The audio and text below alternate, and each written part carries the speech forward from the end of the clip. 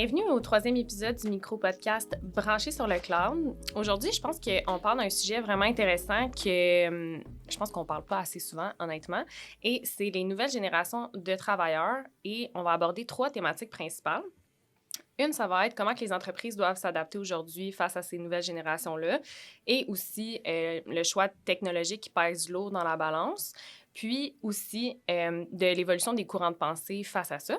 Puis, pour parler de ça, on a invité deux collègues, Angela et Dani. C'est la première fois que vous êtes au podcast, les deux. Fait que, Bonjour. Très contente de vous avoir. Est-ce que vous voulez vous présenter rapidement? Bien sûr, donc avec plaisir. Merci pour l'invitation. Donc, je m'appelle Angela Lobcher. Je suis actuellement chargée de projet de TI chez SE Cloud Expert depuis maintenant 2 ans et demi. Je suis arrivée au Québec il y a 3 ans. Avant ça, j'étais étudiante. Donc, j'ai fait un premier master en communication internationale pour les entreprises et les marques à Paris. Et ensuite, j'ai enchaîné avec un autre master en gestion de projets innovants à Saint-Louis, dans ma région natale en Alsace. Et à l'issue de mes études, j'ai pas voulu suivre un parcours, on va dire, traditionnel. Donc, j'ai voulu me lancer un nouveau challenge et ouvrir ma petite agence de gestion de projet, un peu plus axée sur la communication et le numérique. Donc, j'ai fait pendant 2-3 ans mon travail autonome. Et ensuite, j'ai voulu partir au Canada pour découvrir une nouvelle culture, un nouvel environnement de vie. Et après 1 an au Canada, j'ai décidé de me lancer encore un nouveau challenge et de découvrir le monde du salariat, que j'ai redouté pendant longtemps quand même, parce que j'ai eu beaucoup d'a priori, notamment par rapport aux expériences de mes amis, de ma famille. Et j'ai eu l'opportunité de rejoindre l'équipe SE Cloud Expert après un bel entretien avec Amir et Thomas. Et 2 ans plus tard, nous y voilà. En tout cas, on a hâte de t'entendre parler un petit peu plus de notre thématique là, par rapport à l'entreprise Libéry, Oui. mais je pense que ça va beaucoup toucher ça. Puis on a aussi Dani avec nous. Dani, Bonjour. Donc, Dani Robichaud, je suis chez SE Cloud depuis maintenant 2 ans, que j'ai fait un saut un peu plus vers le milieu de la vente en informatique, vente technique. Par le passé, j'ai toujours été plus quelqu'un qui aimait la technique. Je me rappelle depuis je suis très jeune, j'ai toujours aimé l'informatique. Puis j'ai fait un 8 ans de technique, on va dire généraliste, de toucher un peu à tout, du support aux utilisateurs, support plus poussé technique de serveurs, s'occuper de serveurs, de réseautique, d'ERP, système d'entreprise, des choses comme ça. Puis, là, j'ai fait le saut vers la vente pour essayer de plus parler aux gens, plus essayer de les conseiller de trouver là, des solutions pour répondre à leurs besoins. OK. Parfait. Mais justement, tu mentionnais comme tu as toujours aimé les technologies. Puis là, vu que tu as fait le saut en vente, je pense que tu as été en mesure de voir comment que les technologies affectent les différentes générations. Puis je pense que ça, tu as vraiment eu beaucoup d'apprentissage là, depuis tes années chez SE Cloud Expert. Tu veux-tu nous en parler un petit peu plus là, de comme qu'est-ce que tu as observé sur le marché? Puis... Oui, j'ai eu un peu un choc. Si on retourne, là, moi, quand j'étais jeune, je me rappelle les premiers contact que j'ai eu avec la technologie un petit peu plus poussée, là, c'est mes parents qui partaient, qui disaient « OK, on est parti une demi-heure. Est-ce que tu peux rester tranquille? » Ou première chose, je prenais mon ordinateur, je le démontais. Fait que Ouais, OK. j'ai toujours eu ça dans le sang. J'ai toujours voulu jouer avec les technologies avec là-dedans. Puis, dans mes amis alentour de moi, j'ai toujours vu la même chose un peu. Puis, qu'est-ce que j'aime chez SE Cloud, c'est qu'on parle à plein d'entreprises de plein de types. On voit c'est quoi leur challenge. On voit aussi qu'il y a différents types d'entreprises. Il y en a que c'est plus technologique. Il y en a que c'est plus des entreprises traditionnelles qui ont besoin de la technologie pour avancer. Puis, il y a de quoi qui était un peu un déclic que j'ai vu que je ne m'attendais pas. Les différentes générations, j'ai toujours su que, bon, on n'avait pas le même rapport à la technologie. Ce que j'ai toujours vu, c'est les plus vieilles générations qui ont travaillé depuis longtemps en entreprise, puis la technologie est arrivée dans l'entreprise, ils n'ont pas eu le choix de s'adapter. C'est pas toujours une adaptation qui est facile. Ensuite, ma génération, donc les milléniaux, on est nés là-dedans. On a quand même avancé beaucoup. Je pense qu'on était souvent en mode résolution de problèmes parce que nos parents n'avaient pas nécessairement le savoir pour nous aider. Puis si on voulait l'utiliser, on devait un peu se débrouiller. La génération avant nous, génération X, eux, ils ont eu les premiers ordinateurs, ils ont vraiment joué avec les ordinateurs. Il y avait une complexité qui était supplémentaire à ce que nous, on a vécu. C'était pas aussi facile d'installer un jeu, installer un logiciel, de se déplacer dans l'ordinateur. C'était moins user-friendly, là. C'est beaucoup moins user-friendly qu'eux, ils ont appris des choses que je considère ma génération un peu perdue, que moi j'ai eu avec mes cours en informatique. Disons, se promener dans DOS, avoir tous les chemins, les lignes de commande, que ça, on n'a pas vu.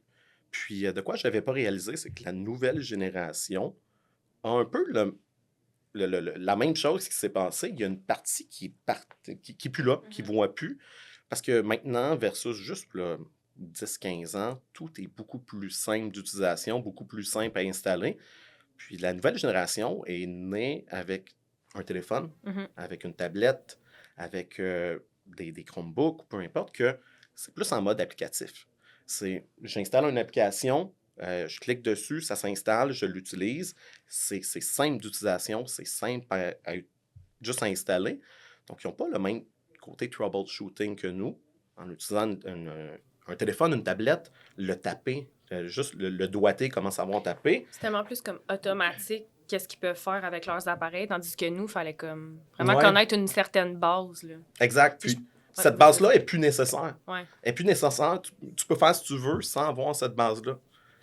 Après, si je peux rajouter aussi à ça, c'est vrai que la génération, notre génération et la génération Z, c'est des générations pas mal dans l'immédiateté.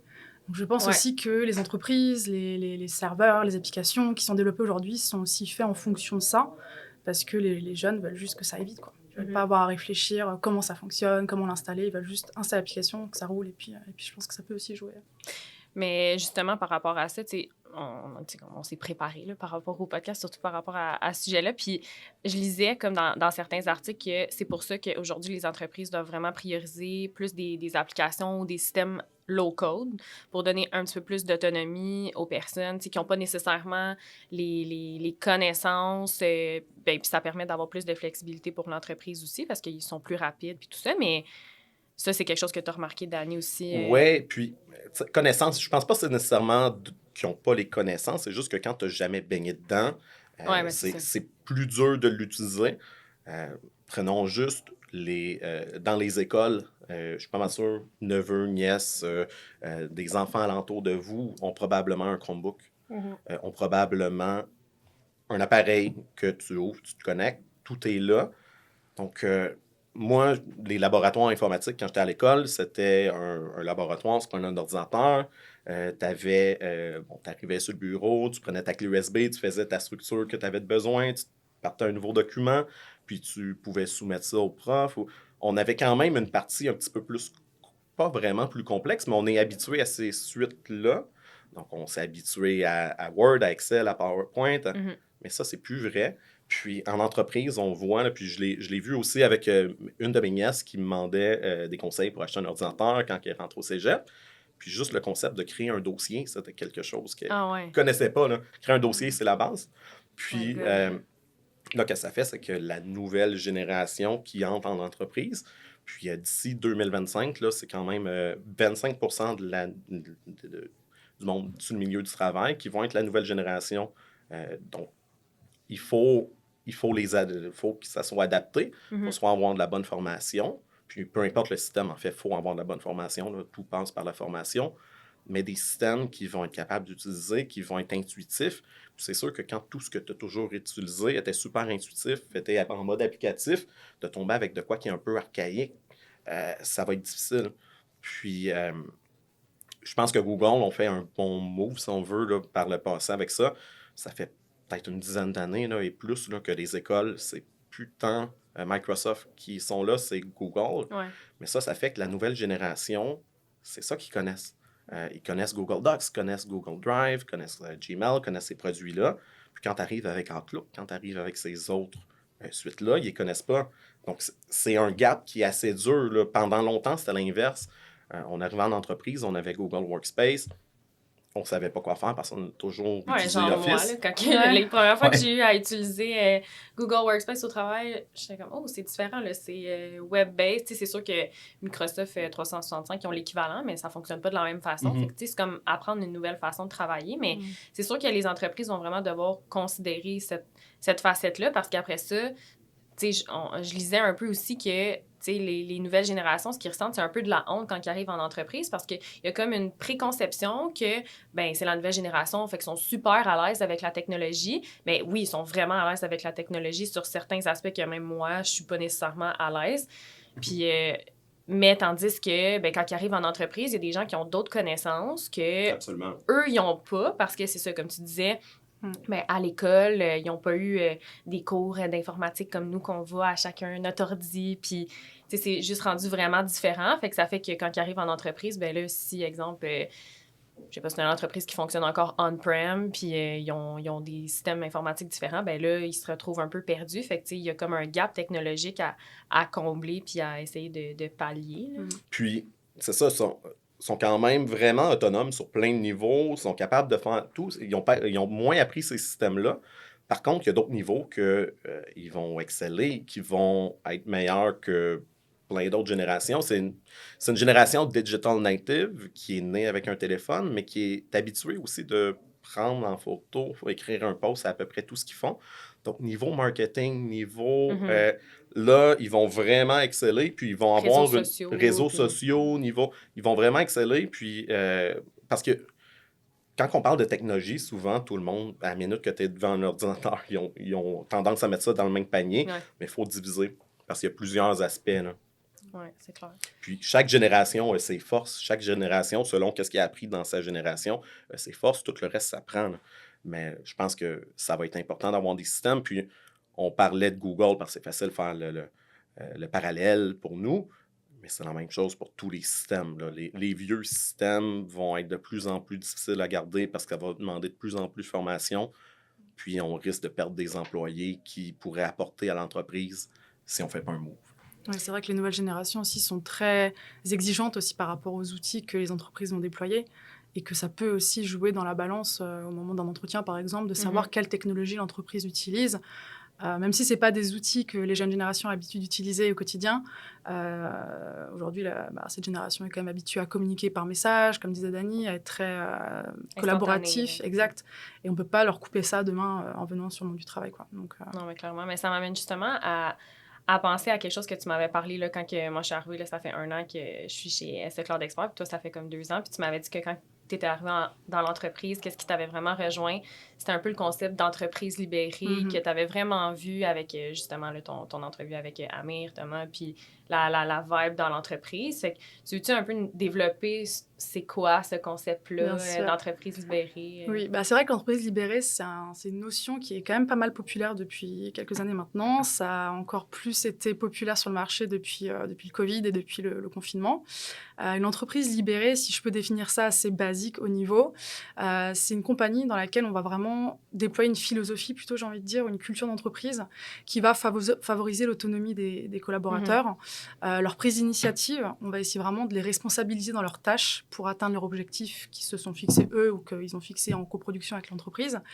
Et l'objectif de ça, c'est vraiment de permettre l'innovation, de libérer en fait l'esprit créatif des collaborateurs et les impliquer d'autant plus dans la croissance de l'entreprise et dans son évolution. Et ça parle beaucoup notamment avec les nouvelles générations parce qu'aujourd'hui, c'est vrai que les nouvelles générations ont besoin d'avoir un but. Ils ont besoin de se sentir impliqués dans une cause et pas simplement être un numéro dans une compagnie. C'est vrai qu'il y a beaucoup de personnes qui disent que la nouvelle génération est difficile, qu'ils n'ont plus envie de travailler, qu'ils sont devenus feignants, mais je ne pense pas vraiment que ce soit ça. C'est juste que les mentalités évoluent, que les cultures évoluent également, que les valeurs évoluent aussi et que la nouvelle génération n'a plus du tout les mêmes valeurs que nos parents ou nos grands-parents, par exemple. Et qu'aujourd'hui, les compagnies doivent s'adapter aussi à ces nouvelles valeurs-là.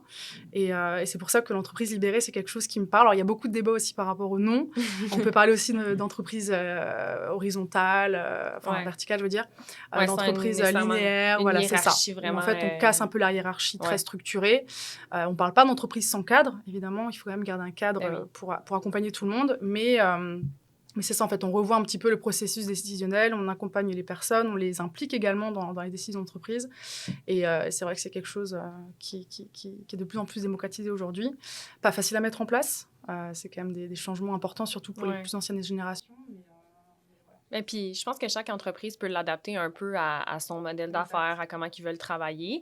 Mais je pense que c'est vraiment que les nouvelles générations, ils savent la valeur qu'ils sont en mesure d'apporter à une entreprise. Fait qu'il faut vraiment que ce soit une relation de donnant-donnant. Je pense que tu faisais le parallèle avec les anciennes générations, tu sais, que c'était, je sais pas, là, tu sais, c'était vraiment plus comme une relation unilatérale là, En fait, entre l'employeur puis... Je pense que le changement qu'il y a eu, c'est qu'avant, on était dans le 9 à 5, on faisait ce qu'on avait à faire au travail, Ouais. mais le travail, c'était juste pour faire qu'est-ce qu'on voulait faire en dehors, pour être avec la famille, pour avoir de l'argent, pour voyager, pour avoir des expériences. Tandis que maintenant, le travail, on l'inclut plus dans notre vie, puis c'est important que le temps qu'on passe au travail, ben, que ça soit du temps de qualité avec des gens qu'on apprécie, avec de quoi qu'on aime faire. Puis on est moins en mode je veux entrer pour sortir, pour aller faire d'autres choses, mais je veux l'intégrer et en profiter aussi pendant que je travaille, qu'on peut intégrer ça dans notre vie. Ouais, c'est Ouais. ça. Ouais, c'est un bon point parce que, tu sais, c'est ça, là, tu sais, il y a toujours comme le principe de est-ce qu'on vit pour travailler ou on travaille pour vivre, mais tu sais, je pense que là, on a atteint comme un équilibre un peu entre les deux. En tout cas, notre génération, puis on veut pas nécessairement parler parce que c'est ça, je l'ai pas dit au début, mais on est peut-être rendu un petit peu vieux de nous-mêmes pour en parler, là, des nouvelles générations, mais... tu sais, en tout cas, moi, je parle pour moi, mais moi, c'est vraiment ça, l'équilibre. Tu sais, c'est pas que je vis pour travailler ou c'est pas que je travaille pour vivre. C'est un peu des deux. Je veux avoir vraiment du plaisir au travail parce que, ben, même, veut pas, on passe la majorité de notre temps au travail. Fait que c'est vraiment important. Mais, comme tu dis, Angela, quand que l'entreprise te fait confiance puis qu'elle te donne un pouvoir d'agir, ben, je pense que c'est vraiment là que tu te sens... Tu as envie de t'engager, en fait. Ouais. Tu comprends le pourquoi tu es là. Et tu sais que tu as une mission dans l'entreprise et que tu es impliqué dans les décisions et que tu sais que grâce à ta participation, ça va aider la compagnie à croître. Et ça, aujourd'hui, c'est de plus en plus important pour les jeunes. Ouais. C'est beaucoup moins populaire qu'avant. J'ai une bonne job, donc je vais travailler tous les jours de ma vie, même si j'aime pas ça, parce que je vais prendre ma retraite tôt et avoir un fonds de pension. Avant ça, on a tous quelqu'un qu'on a entendu dire ça. Ah, j'ai une bonne job, je la lâcherai pas. J'aime pas ça, mais c'est pas grave parce que dans 30 ans, je vais avoir une retraite. Les jeunes ne cherchent plus une carrière, ils veulent une expérience de vie. Ouais, ben ils sont prêts à changer. Une carrière, ils peuvent chercher une carrière, mais pas à tous les coups. Non, c'est ça. C'est ça. Dans une compagnie très figée, là, je pense qu'ils vont préférer choisir une autre compagnie qui sera un peu plus souple et qui lui permettront de se réaliser complètement, quoi. De pouvoir innover, d'intraentreprendre également. Les jeunes ont envie d'avoir un impact dans notre société aujourd'hui. Ils ont vraiment envie d'être engagés. Donc, mais c'est sûr qu'avec tous les problèmes sociaux, environnementaux, ça fait ça aussi. Mais je pense que c'est ça, on a comme atteint l'équilibre. Puis ça dépend aussi des personnalités des gens. Là. C'est pas comme c'est une génération, ils sont tous comme ça. Là. Il va toujours avoir des personnalités différentes. Mais je pense que ça m'amène aussi à faire le lien avec le choix des outils technologiques, d'être à l'écoute des nouvelles générations, de leurs besoins. Ça va faire en sorte que je pense qu'ils vont se sentir mieux écouter, mieux représenter avec des outils qui sont à l'aise. Fait que ça va permettre comme une meilleure intégration dans les entreprises et avec les autres générations. Ben, c'est vrai que les technologies au sein d'une compagnie, c'est un des principes qui caractérise l'entreprise libérée. Ouais. Le fait de mettre à disposition des outils qui permettent aux collaborateurs de pouvoir travailler plus facilement, d'automatiser des tâches qui sont répétitives, pour laisser place, on va dire, à des tâches à plus forte valeur ajoutée. La personne va se sentir beaucoup plus utile. Et c'est vrai que les outils sont très, très importants. Le fait de pouvoir échanger facilement avec les collègues, de pouvoir centraliser les données, de pouvoir travailler simplement avec des outils. C'est vrai que ça va favoriser l'entreprise libérée également, quoi. C'est un des principes. Ouais. Puis les outils, j'ai vu aussi là, un sondage qui a été fait à, je pense, une centaine de personnes qui ont pris, puis ils ont dit, tu as un appel vidéo que tu fais, ça ne fonctionne pas, qu'est-ce que tu fais? Puis la plupart des Gen Z disaient, ben si ça ne fonctionne pas, j'aime mieux pas me présenter. Parce qu'il y avait un peu cette crainte-là de troubleshooting où ça ne fonctionne pas, tandis que les autres personnes, d'autres générations un peu plus vieilles, comme, c'est pas grave, je vais troubleshooter, je vais arriver 5 minutes en retard, puis tandis qu'il y avait une crainte qui s'installait quand les outils ne fonctionnaient pas, que ça ne faisait pas qu'est-ce qu'on pensait que ça fait. Fait que c'est quand même, il faut se préparer à ça. Puis je pense qu'il faut s'adapter avant parce qu'on est là, c'est la nouvelle génération entre en entreprise. Puis si tu ne le prépares pas, tu vas avoir une surprise. Ben, puis c'est clair que ça peut affecter la productivité d'une entreprise. Là. Si le monde ne se pointe pas au meeting, c'est retardé, tu le repousses, puis tout ça. Et c'est à double tranchant, les technologies, ça peut à la fois accélérer le processus de certains travaux, mais à la fois, ça peut être totalement contre-productif et faire perdre beaucoup de temps si on essaie de comprendre comment ça fonctionne, d'essayer de débugger des choses. C'est pour ça que c'est très important aussi, quand on décide d'implémenter des nouvelles technologies dans une compagnie, d'avoir des process derrière. C'est pour ça que je parlais avant qu'il faut quand même un cadre dans une entreprise libérée. Oui. Parce que sinon, c'est le chaos, quoi. Et là, c'est pas du tout ce qu'on recherche. Oui, puis tu sais, supporter les gens avec la formation adéquate, c'est vraiment d'être à l'écoute, puis d'instaurer une culture que, ben si tu le sais pas, c'est correct que tu le saches pas. Il faut juste que tu nous le dises, puis on t'accompagne, mais c'est sûr que si tu es dans une culture d'entreprise qui ne permet pas nécessairement, tu sais, que comme...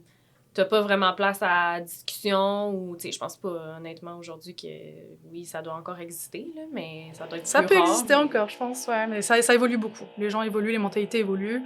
Et puis, je pense que le Covid a aussi catalysé pas mal ça, quoi, hein. C'est vrai que les changements d'habitude de travail, le fait qu'on doive se confiner chez soi, ça a beaucoup fait... ça a accéléré, en fait, ce changement-là.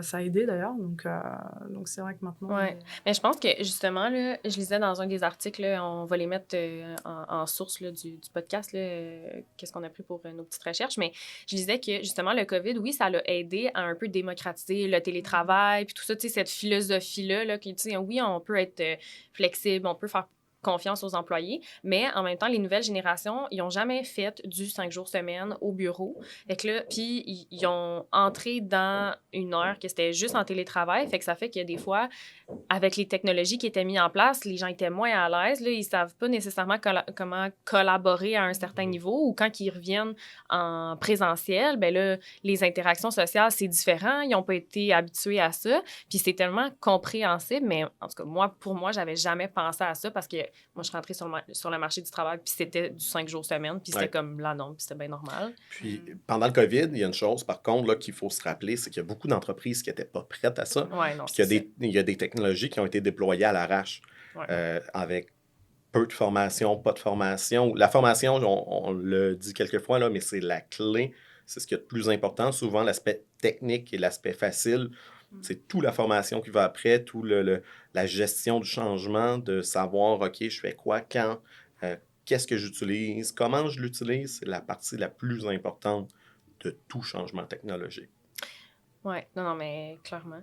Puis, ben, là, si on peut un peu wrap up, je pense qu'on a vraiment apporté des bons points. Puis, je pense que qu'est-ce qu'il faut comprendre, c'est qu'il n'y a pas une bonne ou une mauvaise façon de réfléchir ou de penser. Ou il n'y a pas un mode de fonctionnement parfait, mais l'important, c'est vraiment juste d'être ouvert d'esprit. Je pense que ça rejoint un peu vos deux concepts.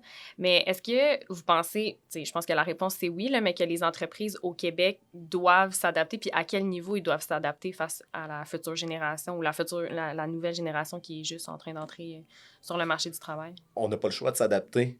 Puis en fait, peu importe la génération, peu importe, il faut voir qu'est-ce qui s'en vient, puis il faut être prêt avant les autres entreprises, avant.